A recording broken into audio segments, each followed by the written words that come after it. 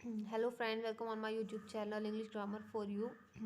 आज हम इस वीडियो में सीखेंगे कि वर्ब्स क्या होती हैं। ठीक है, व्हाट इज़ वर्ब और what is the use of verb, what is the importance of verb in a sentence. ठीक है, तो and what is the type of verbs. ठीक है, तो ये सब हम देखेंगे। तो आपने जैसे मेरी वीडियोस देखी होंगी, आपने उसमें वर्ब का यूज़ तो देखा होगा और आप लोगों को कुछ कुछ पता भी होगा कि वर्ब्स क्या होती हैं। मैंने आपको पहले भी ये चीज़ क्लियर किया, पर इस वीडियो में हम पूरा कॉन्सेप्ट और उसके एग्जाम्पल के साथ में वर्ब को क्लियर कर लेंगे कि वर्ब क्या है और कैसे वर्ब का यूज़ होता है। ठीक है, तो सबसे पहले हम ये देखेंगे कि सबसे पहले हम देख लेते हैं वर्ब की डेफिनेशन की वर्ब की डेफिनेशन क्या है, वर्ब कहाँ से आई है। ठीक है, तो वर्ब वर्ब यानी कि क्रिया, हिंदी में बोलते हैं इसको क्रिया। वर्ब शब्द लैटिन भाषा के शब्द वर्बम से बना है और वर्बम का अर्थ होता है एक शब्द, एक वर्ड।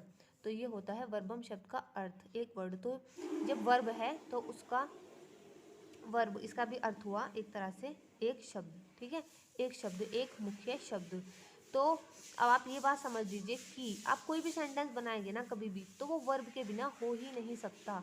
ठीक है, ये बात डेफिनेट है कि उस वाक्य में वर्ब होगी ही होगी। अच्छा, कई सेंटेंस ऐसे होते हैं जैसे कि जिनमें एक ही वर्ड होता है, जैसे मान लेते हैं स्टॉप। ठीक है, अब आप सोचेंगे कि ये स्टॉप है, स्टॉप को हम क्या क्या है ये स्टॉप?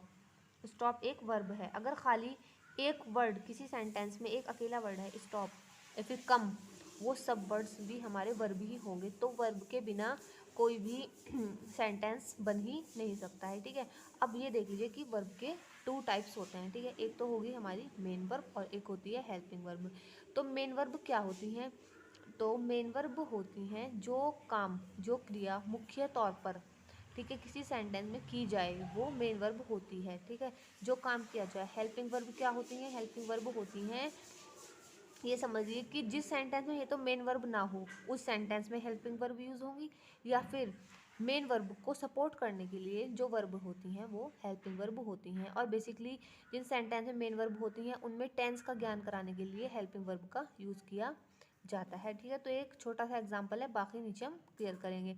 तो मेन वर्ब मुख्य क्रिया होंगी, जैसे कि खाना पीना सोना, कोई भी काम होगा, इस तरह के सब काम मेन वर्ब के अंदर आते हैं। और हेल्पिंग वर्ब्स क्या होती हैं? हेल्पिंग वर्ब होगी is, am are, was, were, has, have, ये विल हैव, शैल हैव, ये सब हमारे जो हैं, ये सब हेल्पिंग वर्ब्स होती हैं। ठीक है, तो अब देख लीजिए, मैंने आपको बताया कि वर्ब के टू टाइप्स होते हैं, मेन वर्ब और हेल्पिंग वर्ब। ठीक है, तो पहले मेन वर्ब देखते हैं कि मेन वर्ब क्या होती है और कैसे यूज़ होती है। तो मेन वर्ब मतलब मुख्य क्रिया। मेन, ये ठीक से चला, मेन यानी कि मुख्य, वर्ब यानी क्रिया, यानी कि जो किसी सेंटेंस में सबसे मेन होती है। ठीक है, वो हमारी मेन वर्ब होती है। अब मेन वर्ब भी टू टाइप्स में होती हैं, एक तो होगी ट्रांसिटिव वर्ब और एक होगी इंट्रांसिटिव वर्ब्स। ठीक है, तो ट्रांसिटिव वर्ब कौन सी होंगी? ट्रांसिटिव वर्ब वो होंगी जिनके बाद, ठीक है, एक ऑब्जेक्ट आए, जिनके बाद में ऑब्जेक्ट हो, तो ये होंगी ट्रांसिटिव वर्ब।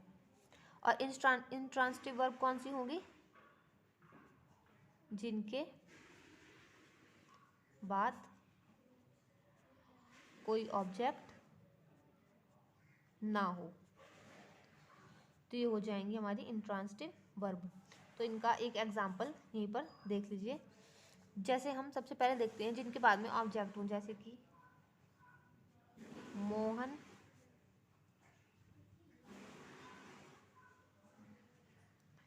प्लेड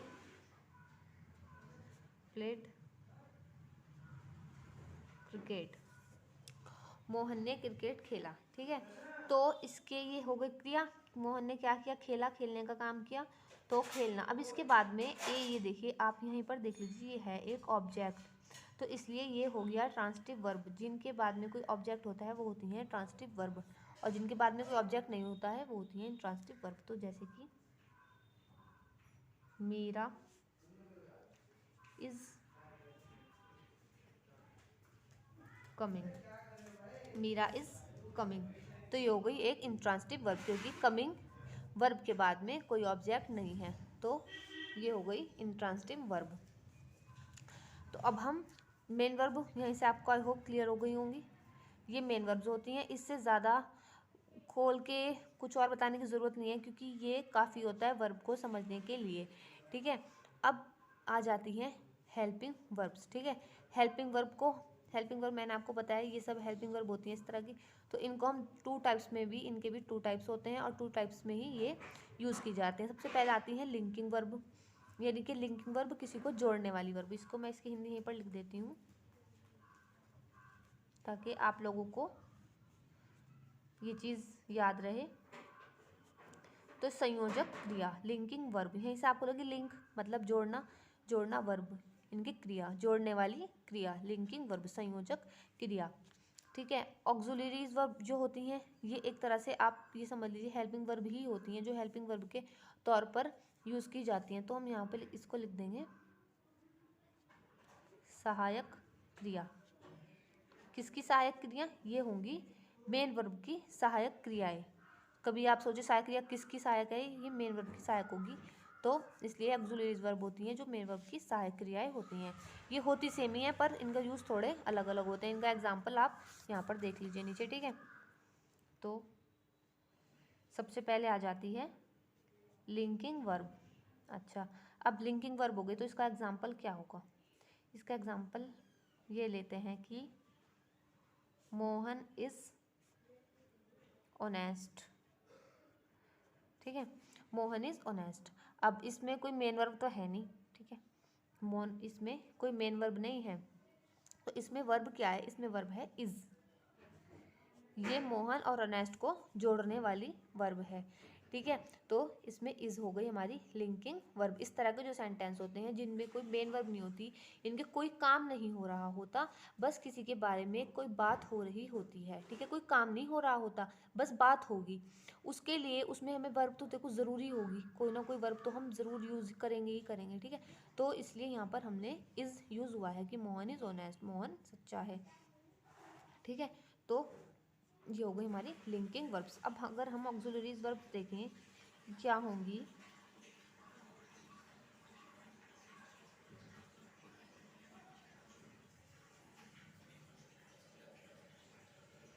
तो ऑक्सिलरीज वर्ब के लिए एग्जांपल ले लेते हैं हम, जैसे कि Hari is reading a book, Hari is reading a book. तो इसमें अब देखिए इज़ तो इसमें भी है और इज़ इसमें भी है, पर इस इज़ में और इस इज़ में क्या डिफरेंस है ये आपको अब पता चलेगा। अगर हम इस वाले में देखें तो इसमें कोई वर्ब नहीं, कोई काम नहीं हो रहा है, बस किसी के बारे में कोई बात कही जा रही है, तो इसलिए इसका यूज़ हमने एक लिंकिंग वर्ब के तौर पर किया है। तो ये एक हेल्पिंग वर्ब भी, इज़ एक हेल्पिंग वर्ब है, पर इसका यूज़ हमने एज ए लिंकिंग वर्ब किया है। और यहाँ पर इसी इज़ का यूज़ हमने हेल्पिंग वर्ब की तरह ही किया है, ठीक है। जो ये है हेल्पिंग वर्ब, इसको हमने उसी फॉर्म में यूज़ किया है, क्योंकि यहाँ पर एक क्रिया हो रही है, एक काम हो रहा है, पढ़ना, यहाँ पर पढ़ने का काम हो रहा है, इसलिए हमने इसकी हेल्पिंग के लिए एक वर्ब चूज़ की है इज़, ठीक है। और ये वर्ब जो होती है ना, ये ऑक्सिलरीज वर्ब्स, ये हमारी, इनको हम हेल्पिंग वर्ब भी बोलते हैं। तो ये जो हेल्पिंग वर्ब्स होती हैं ना हमारी सभी, ये टेंस के अकॉर्डिंग चूज़ की जाती हैं, टेंस के अकॉर्डिंग लगेंगी, जैसे कि जिस टेंस में जो हेल्पिंग वर्ब यूज़ होती है वही हमारे यहाँ पर, अगर ये पास्ट की बात होती तो यहाँ पर वॉज आ जाता, ठीक है। और अगर ये फ्यूचर की बात होती तो यहाँ पर विल भी आता, ठीक है। हरियाणा तो यहाँ पर विल भी आता, तो ये ऐसे हो जाता।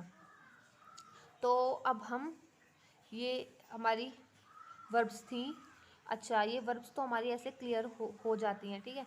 तो वर्ब, एक वर्ब जो होती है ना, अब हम वर्ब के ना एक तरह से आप देख लीजिए उसके 4 टाइप्स होते हैं, 4, एक वर्ब को हम 4 टाइप्स में लिख सकते हैं, ठीक है। कैसे लिखेंगे हम?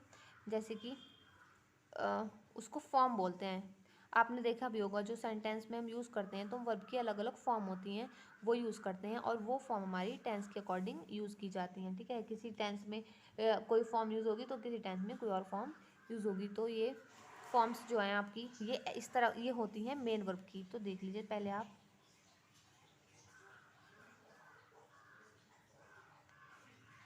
कितनी फॉर्म होती हैं? 4। सबसे पहले होगी हमारी फर्स्ट फॉर्म, फिर एक होगी हमारी सेकंड फॉर्म, एक होगी थर्ड फॉर्म और एक हो जाएगी आईएनजी फॉर्म। ठीक है, आईएनजी फॉर्म क्या होगी? आईएनजी फॉर्म होगी फर्स्ट वर्ब की फर्स्ट फॉर्म में ही आईएनजी अगर हम जोड़ देंगे तो वो हमारी वर्ब की फोर्थ फॉर्म यानी कि वर्ब की आईएनजी फॉर्म बन जाती है। ठीक है, तो ये वर्ब की 4 फॉर्म होती है और ये मेन वर्ब की होती हैं। मेन वर्ब जो हमारे काम होते हैं ना मेन, उनको हम 4 पार्ट में डिवाइड कर सकते, 4 तरह से उनको हम लिख सकते हैं और वो टाइप से उस वर्ब को यूज़ करेंगे, लिखेंगे। ठीक है, अच्छा तो अब देख लीजिए हेल्पिंग वर्ब। तो अब ये मेन वर्ब तो आपने देख ली, अब ये कुछ हेल्पिंग वर्ब्स हैं। ठीक है, तो ये होंगी हमारी is, am, are, was, were, will, या shall, has, have, had, can, could, may, might, must, do, does, did. ठीक है, और होती हैं वुड, शुड,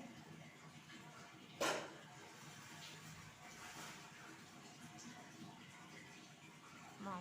बस ये सब होती हैं helping verb. Is, am, are, was, were, will, shall, has, have, had, can, could, may, might, must, do, does, did, would और शुड, ये सब हेल्पिंग वर्ब यूज होती हैं और ये सब टेंस की अकॉर्डिंग यूज़ की जाती हैं। तो इनके यूज़ कैसे होंगे ये भी आपको आने वाली वीडियोज़ में पता चल जाएगा। ठीक है, तो आज की वीडियो यहीं पर ख़त्म होती है। तो thank you for watching my video. और अगर आपको मेरी वीडियो पसंद आई हो तो वीडियो को लाइक कीजिए, चैनल को सब्सक्राइब कीजिए और शेयर कीजिए जो भी कोई इंग्लिश सीखना चाहता है उसके साथ में। तो thank you for watching my video.